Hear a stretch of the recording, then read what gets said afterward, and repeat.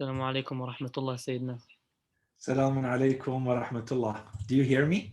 Yes, I can hear you very well. Alhamdulillah. Excellent. Assalamu alaikum wa rahmatullah, Sister Fatima. Okay. Assalamualaikum. How are you? Okay, Alhamdulillah. How are you? I'm going, yeah, alhamdulillah. So I left from my phone and I'm going to follow with Ayman, inshallah. Inshallah.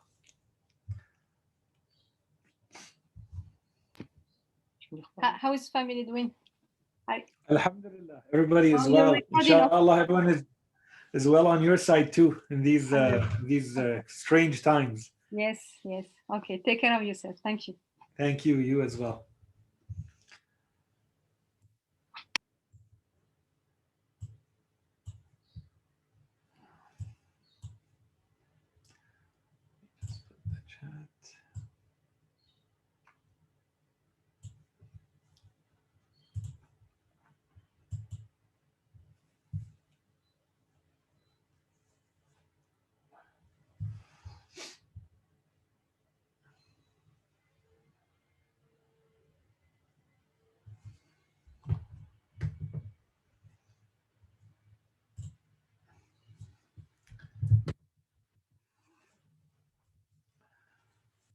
Okay, so I don't want to delay any longer, so inshallah we can begin, and others inshallah will join in due time. أعوذ بالله من الشيطان اللعين الرجيم. بسم الله الرحمن الرحيم. In the name of God, most merciful, ever merciful, and may God's peace and blessings be upon His holy Prophet Muhammad and the purified members of his household and progeny. Allahumma salli ala Muhammadin wa ali Muhammad wa ajil farajahum. Brothers, sisters, and respected viewers, Assalamu alaikum wa rahmatullahi wa barakatuh.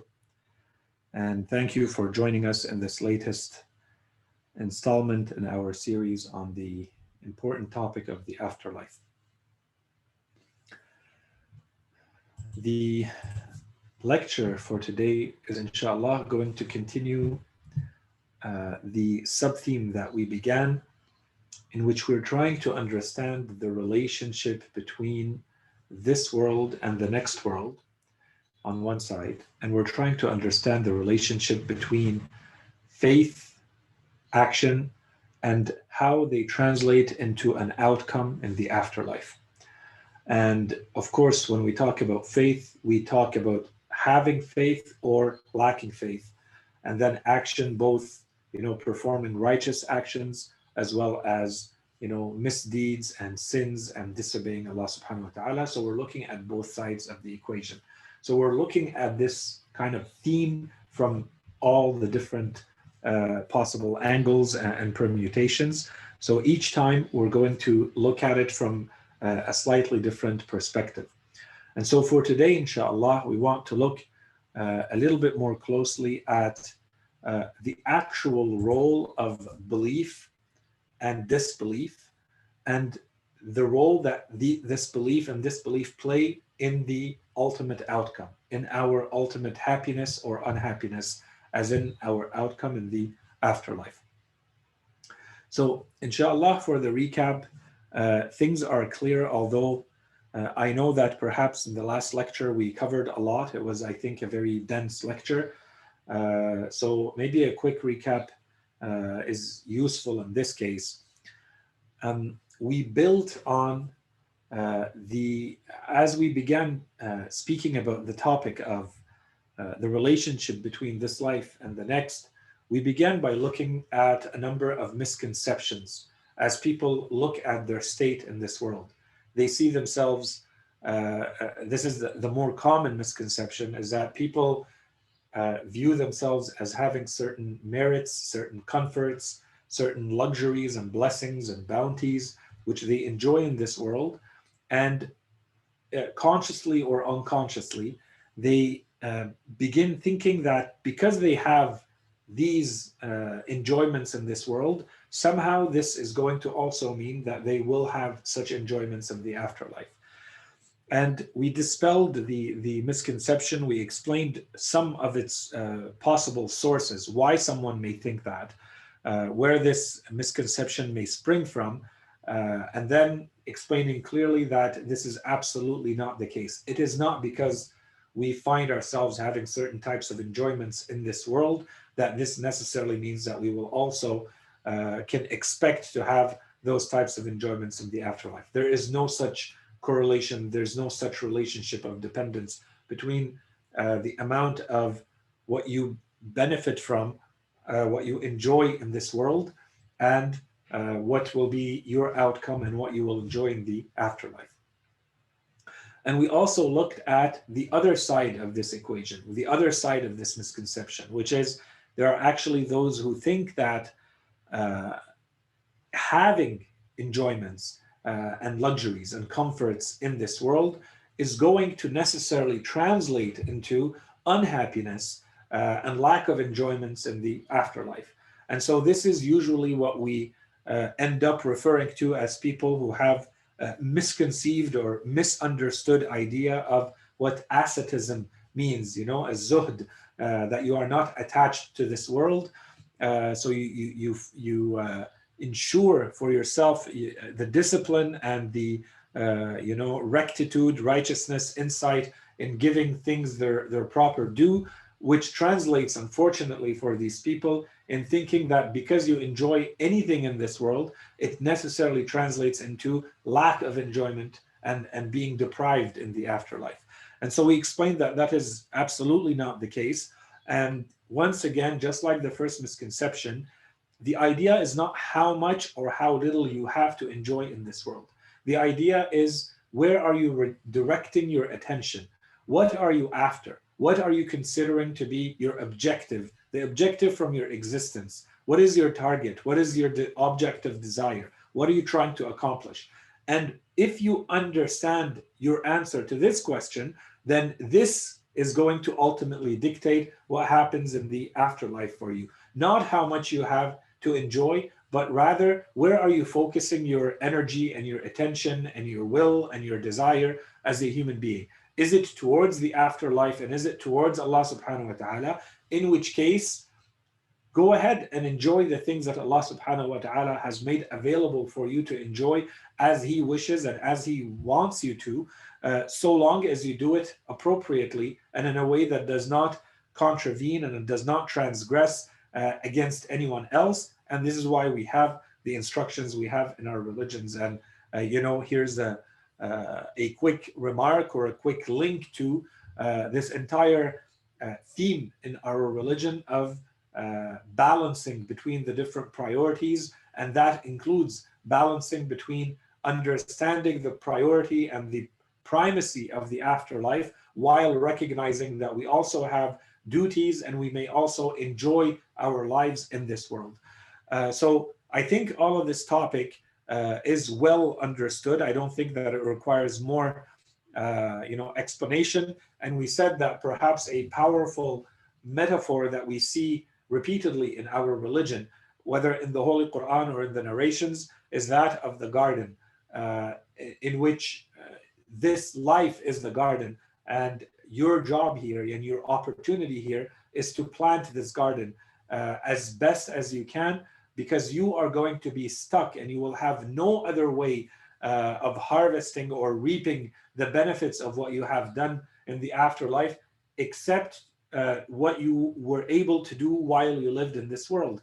And so whatever actions you were able to forward for yourself, as represented in the seeds that you are planting in this world, those are the only things awaiting you in the afterlife. And so if this is properly understood, then this already solves a lot of the misconceptions, and we understand why there is a focus on this specific metaphor, let's say. So that's one. And then in the last lecture, in which we continue to discuss this theme of the relationship between this world and the next world, we tried to look a little bit more closely at the relationship between our faith and deeds in this world and the outcome in the next world. And so here we said there are a number of theories, a number of different interpretations to explain this relationship. In one way, someone may think, and I think this is the superficial understanding, the preliminary understanding of the majority of the people, when they hear, what religion has to say about what awaits those who believe or those who do not believe. We see that religion says basically, if you have faith and you do good, you are going to be given heaven, paradise, and everything in it. And if on the other side, you are going to reject the faith and do sins, commit sins in this world, then you are going to be punished in the afterlife, and this punishment will take the form of hellfire. So when you look at the type of input, let's call it, so your faith and your deeds that you are inputting into this equation, and what's the outcome of that input, which is, let's say, paradise, heaven, or hellfire and punishment, it looks like these are two completely different things. And so at a superficial level, at a quick glance, if you look at this, you say there's absolutely no real relationship between these two, real in the sense of existential. It's not a causality in the sense that it is a clear ontological causality. And we gave examples to this. We said perhaps this looks more like a contractual agreement or a conventional agreement based on convention. And we gave multiple, I think, examples. We said, for instance, as a matter of convention, a society may decide that it's okay to speed while you drive, while another society decides that speeding is going to be tolerated up to a certain speed, and then there's a difference. Different societies will decide what that maximum speed is going to be, and then different societies will also decide what that punishment will look like if you go against that law that has been put in place. And so one society may decide that it is a certain type of fine, or after a certain repetition of this crime that you're committing, that you're going over that speed limit, this contravention, then it's going to mean that you might be jailed, or you may lose some privileges such as driving, so on and so forth. When we look at the act, which is going above a certain speed, and then the outcome, which is being fined or losing it, there is no real causal relationship between these two things. It's a matter of convention. A society decided that this is how they are going to deal with certain acts, but there's no real causality between these. Or as we said, someone comes and delivers a service in your house, and then you agree that in return for the service, you pay them, for instance. It's a matter of convention, or it's a matter of contract. So when we look at the outcome in the afterlife, the actual punishment or the actual reward, is it in this type of relationship with our faith and deeds in this world? And we said no, although this may look like it is the case and what's being referred to in certain verses of the Holy Quran. And in fact, even some of our scholars may have seem to understand that this is the type of relationship that dictates faith and deeds, and therefore reward and punishment. The truth is that the relationship seems to be clearly explained in other verses of the Holy Quran as being an existential one. And here we need to explain in a little bit more detail what we mean by an existential relationship. And so a type of existential relationship, for instance, is that someone, here we have it as a weak versus a strong existential relationship. A weak one would be, for instance, where, let's say someone jumps from a very high elevation. Okay, someone that they jump, I don't know, from five stories, and they end up breaking some bones when they land. Okay, so clearly the act and the outcome are not one and the same thing. These are two different things. The act of jumping, the act that you performed, and the outcome, the breaking of the bones, are not one. There's no identity between them, but there is a causal existential relationship, so that if you do this, this is the outcome. It's not a matter of convention. It's not people who sit together and they can decide one thing or another. In the case of someone jumping, let's decide one thing or another. You put fire beside a dry piece of paper, it will burn. There's a causal existential relationship. Or someone, if you want to, make it a little bit more complex in terms of an example, someone who exercises and therefore has good health, or someone who studies, very hard and therefore they have knowledge. So the state of having knowledge and the state of studying, these are two different entities, two different states, but there's a clear logical and existential causality between these two. And so this may be one way of understanding the afterlife, but in fact, when you look at the verses of the Holy Quran, as we did, we saw that it seems to be going even further than that. It is not only that there is a causal relationship of existence, of ontology between these two types of entities, the outcome and the prelude, or what you input into the equation, as we said.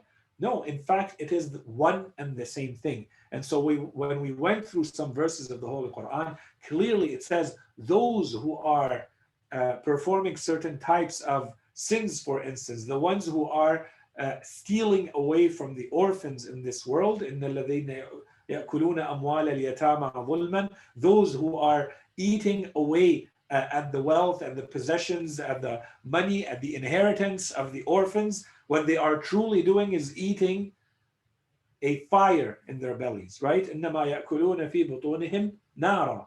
And then this is where the Holy Quran is basically explaining to us, this is the true, the reality, the true reality of this act, except that when human beings look at it, it simply looks like someone who is getting wealthier, someone who is getting richer through a certain act, which is, I don't know, through cheating or trickery or theft or whatever it may be. They are taking away. There's an external appearance to this, and this is what we're accustomed to, and the majority of us, that's all we see. But here the Holy Quran is saying clearly the reality of this act is that this person is eating a fire inside of themselves, and in the afterlife, وَسَيَصْلَوْنَ سَعِيرًا. Once they go in the afterlife, they will also be made to be shoved into and be made to scorch in a blazing flame.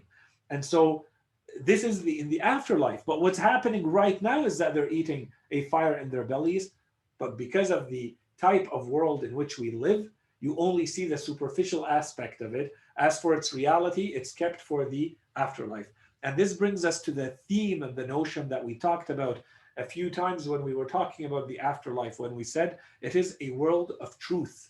And so the appearances, the superficialities of this world go away, and we see the reality of an act in the afterlife. And this is one of the main differences between this world and the next, is that in that world, you remove those appearances, and therefore, the Holy Quran says, فَبَصَرُكَ الْيَوْمَ حَدِيد, right? So that today, your sight is metal sharp, that you're seeing things as they truly are, not like you were seeing them through the appearances and the distractions and the distortions of this world, the material world, the world of, zina and la'ib and lahu that we live in, and which prevents us from seeing the reality of things. And we explained, I think, some of the reasons why it is the case in this world that we do not see things as they truly are. We said some of this is because of who we are and how we decide to behave in this world. And so there's a constant accumulation over our hearts, over our spirits, that prevents us, because of our distractions,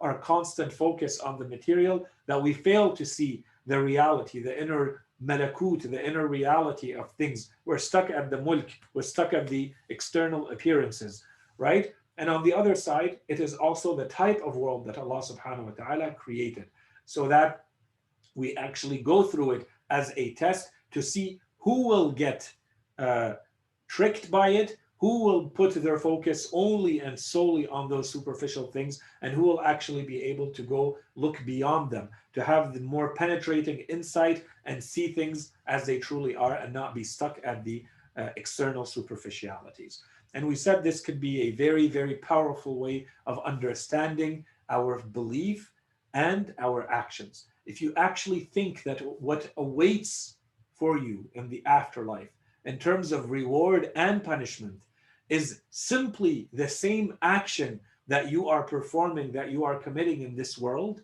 then of course you're going to be thinking twice or 10 times or 100 times before you perform that action, because it's not like something else is being given to you in the afterlife. No, it's the exact same thing that you are performing that will be given back to you.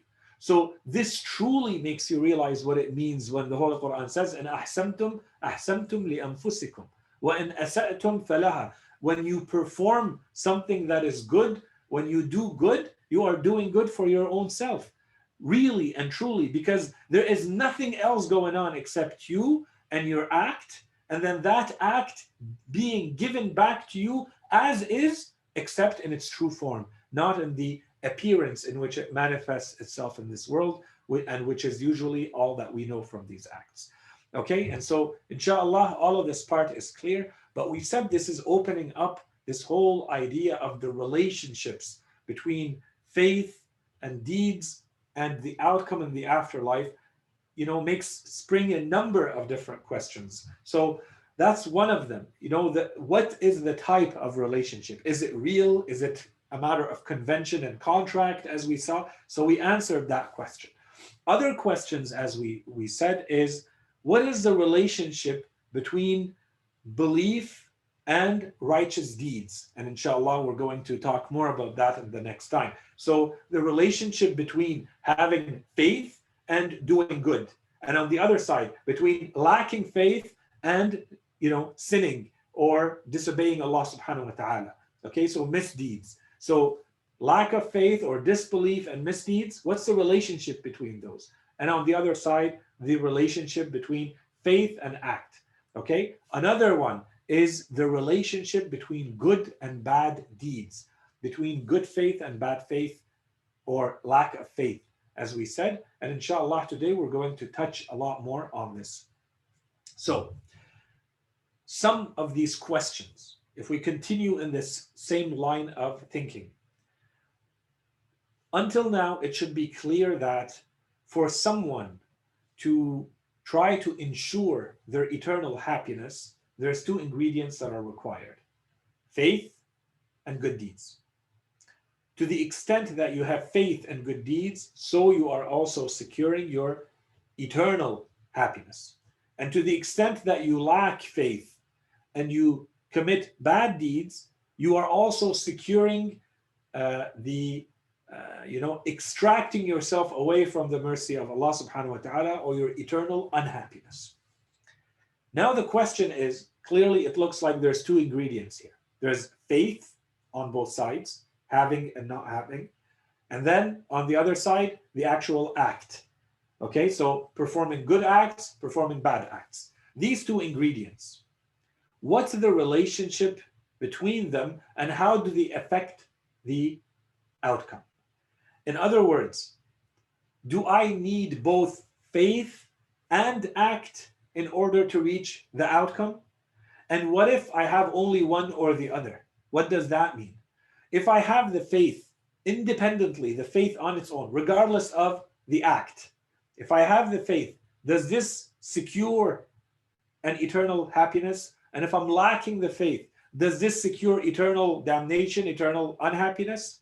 And on the other side, if I have the good deed, does this secure the eternal happiness? And I have the bad deeds, does this secure eternal unhappiness? Or are we looking at everything together? Is it more cumulative? Is it the sum of? So it's a mixture of. And are we looking at each independently or all taken together?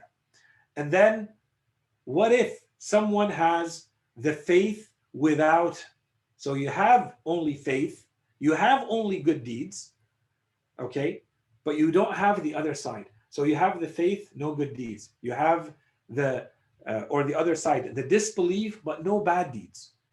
What happens then? In the cases where you have only the faith side, is it possible to have the faith, so the good side of the faith, with the bad side of the act? So you have bad deeds, you have misdeeds with good faith. Someone who's a believer but full of sins. What happens in that case? Or on the other side, someone who is not a believer at all, someone who disbelieves, who rejects the belief, but they come with a lot of good deeds. What is the outcome in those cases? Okay, and what if someone lives their lives, a portion of their life, in a certain manner? Let's say they live with the faith, they live with the good deeds, and then another portion of their life, they live it in bad deeds and lack of faith. What happens in those cases? So of course, we don't have time to cover all of this, but this is where the discussion is going, and this is what we're trying to cover. And the more we understand the relationship between this world and the next, between faith, act, and outcome, the more we understand these notions and how they relate to each other, the more these questions, the answers to these questions become clear, inshallah. So when we come to this question about what role does one's faith play in the outcome, and then how does it link to our deeds? When we look at this question, we see that this has been a hot topic of discussion and research and back and forth between Muslim scholars since the beginning of Islam. And you can clearly find a number of works and scholarship and reports addressing these issues since the first century of Islamic history. And there are many, many different schools. This would require one or more lectures if we wanted to get into what every school of thought, how every school of thought has answered these questions. But generally speaking, I thought there's at least three that are very worth mentioning, and very, very quickly. Otherwise, this becomes a lesson in the history of theology. There's a school of thought that focuses a lot on the act.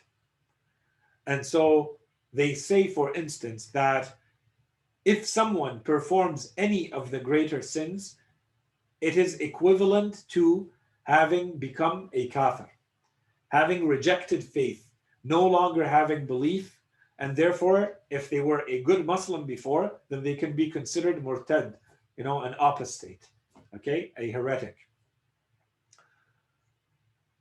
And of course, these are usually the schools that are close to in thinking, or actually the Khawarij. Okay, so the Kharijites or the Khawarij, as they are referred to, are the ones who initially were the first in Islam to say that if someone performs any of the greater sins, then in those cases they are no longer considered to be a mu'min. They have fallen into kufr, point blank. And so this is how I refer to it here. It's all about the action. Regardless of what the person may believe or not, we're only looking at the external act. What has the person done? This, if it's a greater sin, then this actually means that this person is no longer a believer. On the other end of the spectrum, so this is of course one end of the spectrum. On the other end of the spectrum, you find those who say it's all about your belief. It's all about your internal intentions, what you carry in terms of faith. And so if you carry the proper faith, that's it. You are guaranteed eternal happiness. Now, this eternal happiness may be more or less depending on your deeds, but the moment you carry the correct faith, you are right away secured, guaranteed eternal happiness. And this is a big school that sprang at about the same time and right after. They were referred to as al-Murji'ah, right? And in these cases, they really emphasized that even someone, they basically took very lightly to the performance of sins. We in fact have narrations from Ahlul Bayt alayhim salam warning some of their companions, telling them, rush and hurry to teach your children before al-Murji'ah get to them, because they are going to distort their faith and their understanding of religion, and then you are going to end up believing what the Murji'ah believe, which is that you actually think that the moment you have the minimum required of faith, regardless of how you behave, you are secured eternal happiness, right? So this is one extreme. The other one says, the moment you perform any of the greater sins, you're going to hit to hell for all of eternity. You have become a kafir and a murtad.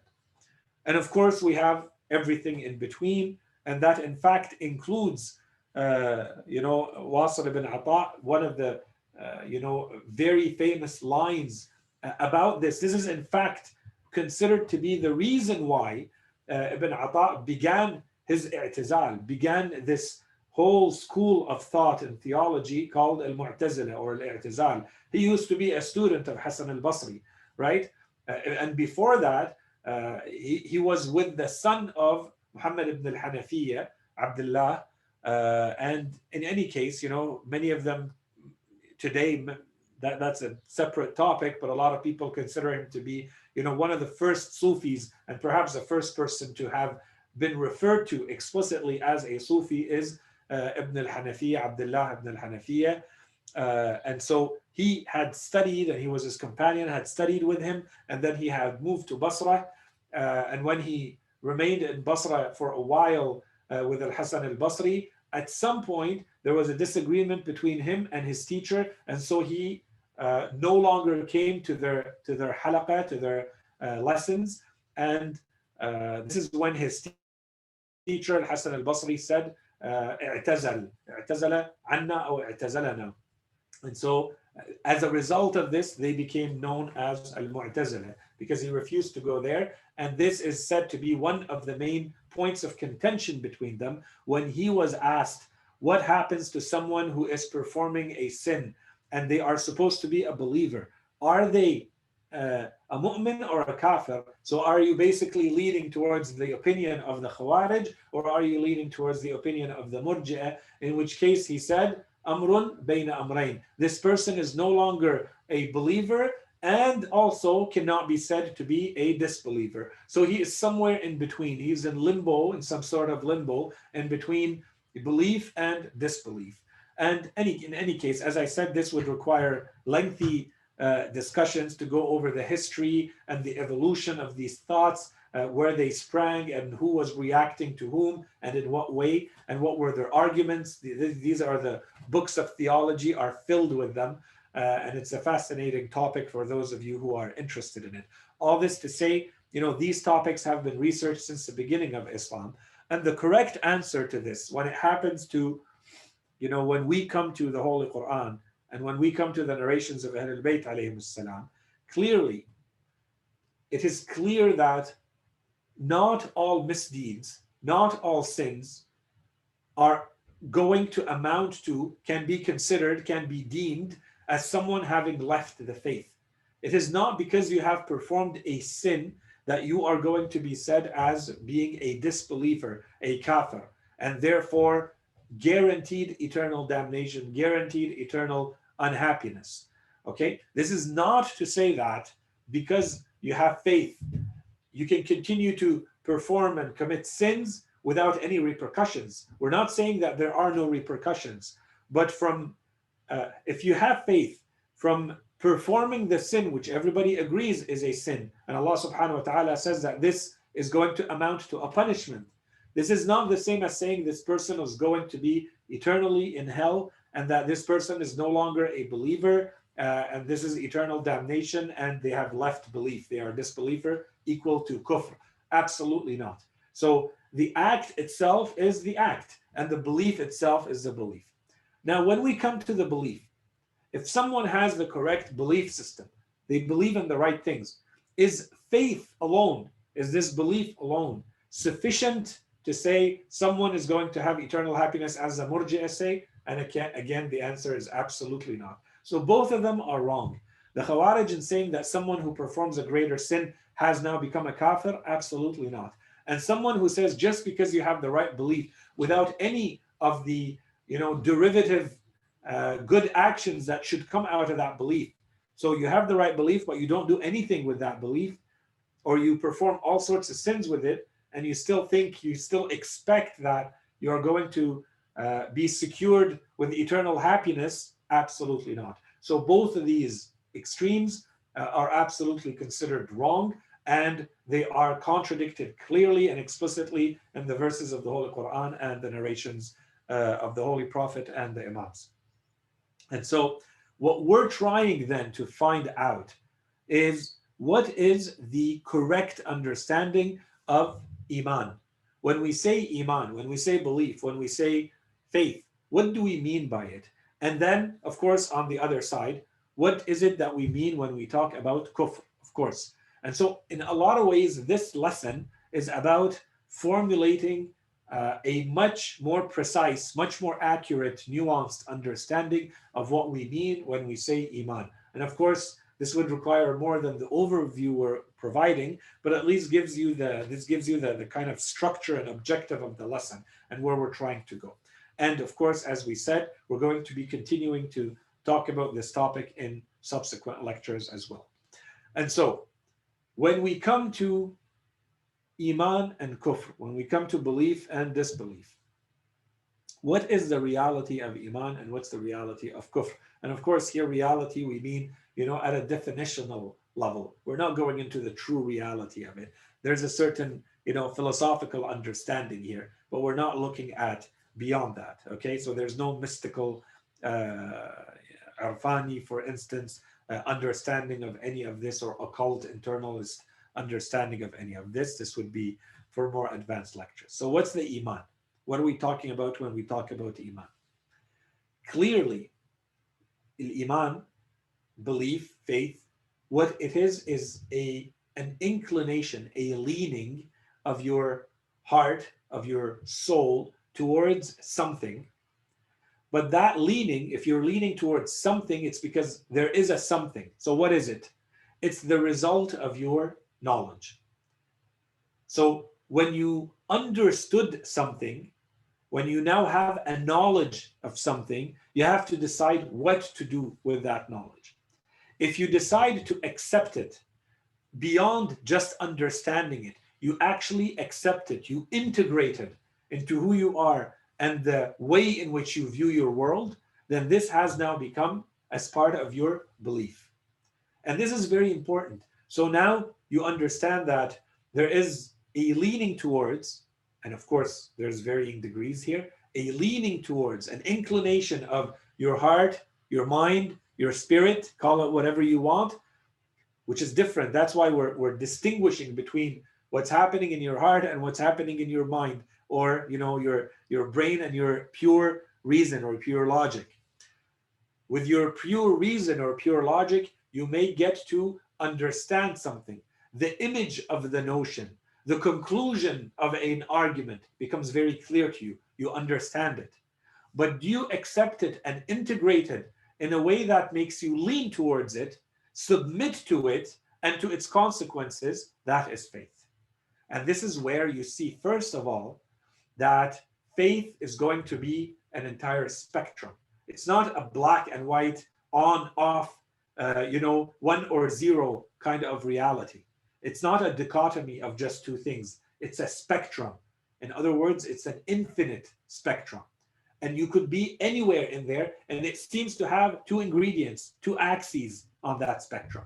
On the one side, your knowledge, and on the one side, your inclination towards that knowledge. So someone may have more or less faith based on those two ingredients. So knowledge alone is only one of those ingredients. How much knowledge you have is going to have an impact on how much faith you have. One. But two, how much you attach yourself to that knowledge, that's a different ingredient. Someone may have a very high level of knowledge, but they're not inclined to it. In fact, they may even reject it. The knowledge is there, but you reject it. Or the knowledge is there, but you really act according to that knowledge fully, and that's the ideal case. So the degree, the intensity of attachment to the knowledge varies, and the knowledge itself, your understanding, the depth of your understanding, the sophistication, the complexity of your understanding and your knowledge is another ingredient. And so the more faith you want to have, you need both of these. The knowledge and the degree to which you lean towards that knowledge, to the point where you grip it, you attach yourself to it, and you submit fully to it, and therefore to its consequences, whatever derives out of that knowledge.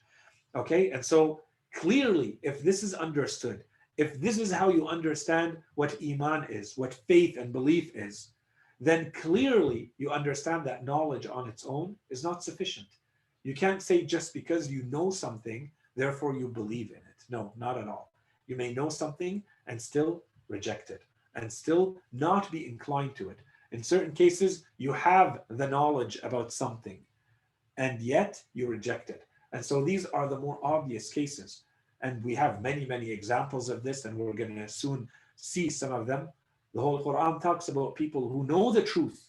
So at the level of your, cognitive ability and your logical reasoning, you are able to clearly say you understand something, you know something, and yet you still reject it. When the Holy Prophet, for instance, performs a miracle in front of you, when the prophets of Allah subhanahu wa ta'ala perform the miracles to clearly show the people around them that they are sent from Allah subhanahu wa ta'ala with a message to the people, and some of those elites especially, and some of those people rejected that, it's not because you misunderstood, and it's not because you lacked knowledge, and it's not because you lacked understanding. It is because you decided after you understood and you acquired the knowledge to reject it, not to submit to it. Okay? And this is what's going to, before I jump there, there's another here, point perhaps important to mention for our own spiritual growth. This is where you start seeing the importance of always really appreciating, understanding the responsibility that comes with knowledge for ourselves. Yes, there's a kind of a social responsibility, my responsibility towards others once I have the knowledge. But what's my responsibility towards myself? Once I know that something is wajib, once I know that something is mustahab, once I know that something is makruh or haram, there's a responsibility that I did not have before that I now have clearly. And so every time that I know that there's something that is tawab and I'm not acting accordingly, I'm failing that knowledge or failing the fullness, the completeness of that knowledge. And this is, so we may take the more extreme cases and the more obvious cases and looking at those, let's say, who reject the truth after they know it. And that's good. Of course, we need to recognize that. But at a more spiritual level for ourselves, this becomes a very important lesson. Are we not doing the same thing too? When you look at a truth, when you know that truth, when you understand that truth at your own level, if you fully understand something, you fully understand the benefits of Salat al-Layl, you fully understand the benefits of the charity, you fully understand the karahiyah of doing certain things, or even the haram of doing certain things. Is this not doing the same thing? Is this not at your own level for your own self? Is this not a rejection of the truth in the same way? Okay, so in any case, this is more for the practical, ramifications of this belief. And then to better perhaps understand, and this opens the door to other discussions. So I'm just hoping to kind of give you the keys to this, to open to spark those ideas in your mind at least, and maybe go and research and think. This is where you see one of the differences, or one way of understanding what Iman and Kufr are, and distinguishing between Iman and Ilm. This is not the same thing. To have knowledge is not equal to, you may have the most knowledge on earth. It doesn't mean that you're the most faithful person on earth.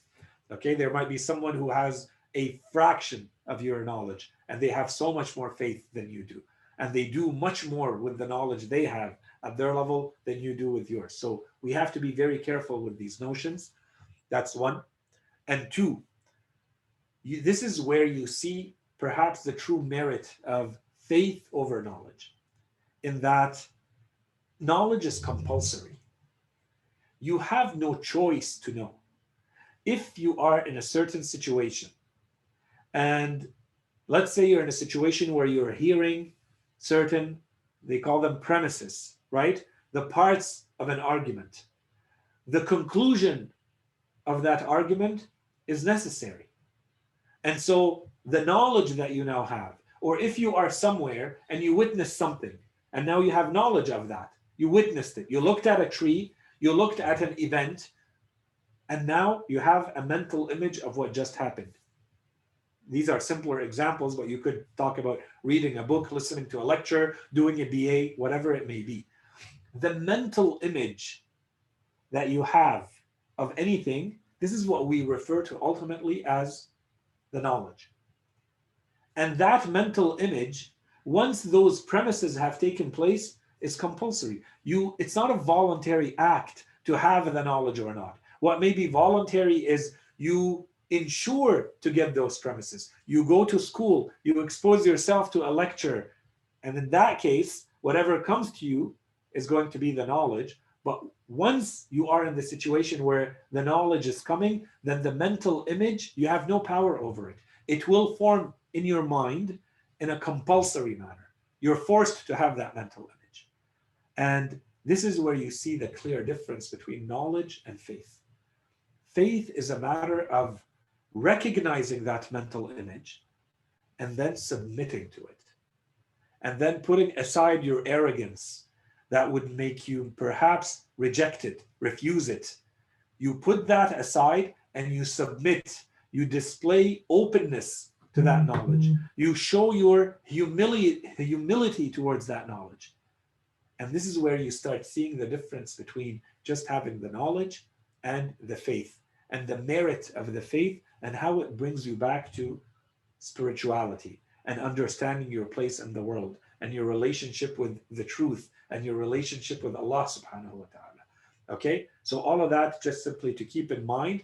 And then the consequence of all of this, perhaps the point from all of this, is that this does not stay at the level of understanding and then being inclined and open to and humble before that knowledge.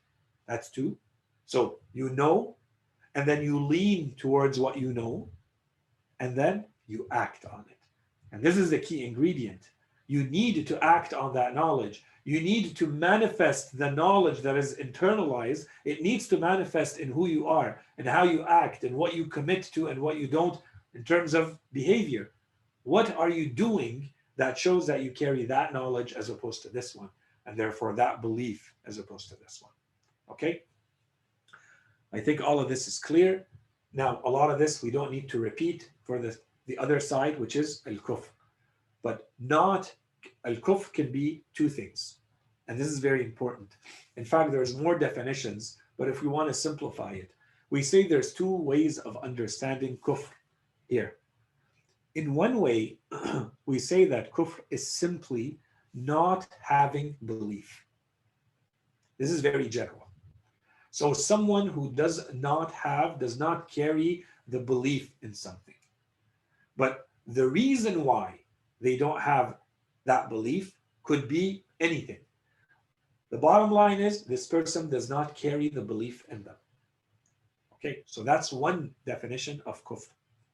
The other definition of kufr, and we're going to explain that a little bit more, the other definition of kufr is to say someone who refuses to carry the belief. These are two different interpretations or two different meanings to kufr. In the first case, the reason why you are kafir, therefore you are a disbeliever, is in the sense that perhaps you lack the knowledge. Perhaps you have doubts, you have misconceptions. The knowledge never reached you, or it reached you in an unconvincing way. Okay, this is very different. These are all very different states, scenarios, from someone who has now truly been exposed to the truth, someone who understood the truth, so they have knowledge, the mental image is clear in their mind, there is no misunderstanding about it, but then they decide that they are going to reject it. They are going to refuse that truth. They're going to do it out of perhaps stubbornness, out of perhaps arrogance, or any other reason. They do not submit, they do not open up to, they do not lean towards the knowledge and its derivatives. So you simply refuse to believe. And this is different from someone who simply lacks the belief that is more general. And in a lot of cases, let's say especially in the verses of the Holy Quran and elsewhere, we have to distinguish which type of kufr is it referred to. Are we referring to the kufr in the first sense, which is just lacking belief? Or are we talking about a specific type of kufr, which usually is the one that is used the most in the Holy Quran and elsewhere? This is the kufr that Allah subhanahu wa ta'ala says about these people. Clearly, the truth has come to them. Clearly, they know it, they understand it, but they decide to reject it. They decide to refuse it. So I'm looking at the time and what else I have to cover. We were going to continue with the topic, but I think I'm going to stop here. I think it's a natural, good stopping point. And then we will add the second portion of all of this, inshallah, in the next time. And, you know, on the one side, I do apologize that we're going a little bit slower in these lessons, but I think they are very, very key, very important. And once they are understood, they solve a lot of misconceptions and they answer a lot of questions for us. And I think it's worth taking the time to understand the arguments and the notions appropriately, and understand how the verses of the Holy Quran come to confirm all of this and ensure that our understanding is correct. So inshallah, I'm going to stop here. If you have any questions or concerns, please go ahead and either speak up or use the chat. And inshallah, we will continue with this topic the next time we meet, inshallah. أحسنتم سيدنا. جزاكم الله الخير. Allah. I had a question on your last segment.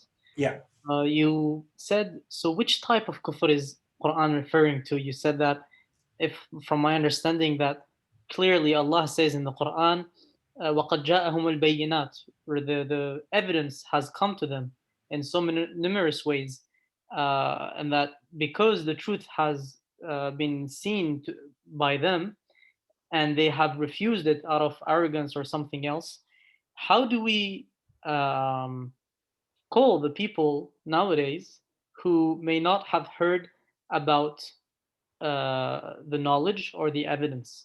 There are some people who may think that from the first argument of explanation of kufr, that says, okay, whoever does not have faith is a kafir, and so everybody who's not a Muslim or people of the book, or from other specific religions, they are from kufrs. So it is a misconception, of course, but I wanted you to probably explain if we may have this notion in our school of thought, like some of the other schools or religions have, for example, the Gentiles being the not Jewish, or the not from the people of the book.